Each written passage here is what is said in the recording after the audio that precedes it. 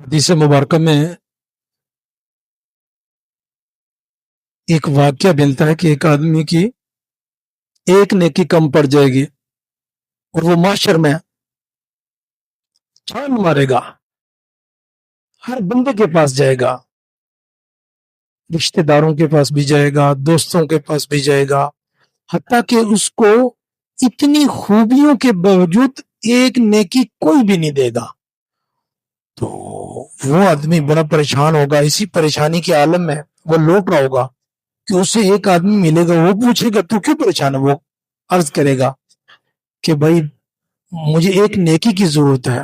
تو وہ دوسرا کہے گا کہ پھر تو خوش ہو جا کہ ایک نیکی میرے پاس ہے وہ تو لے لے، چونکہ میرے پاس نیکی ایک ہے، میرے لیے تو ہے ہی جہنم، لہذا تیرا تو کام بن جائے، چونکہ چھتر لتر مجھے تو ویسے بھی پڑھنا ہے، ایک نیکی سے تو کام بننے والا نہیں، لہذا تو لے جا۔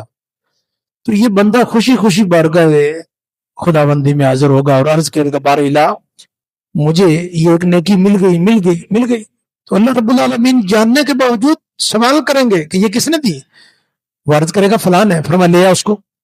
جب یہ اس بندے کو لا کر سامنے پیش کرے گا تو رب العالمین ارشاد فرمائیں گے کہ بتا بھی آج تو ماں نے کسی کو نیکی دیتی، تو نے یہ نیکی اس کو کیوں دی؟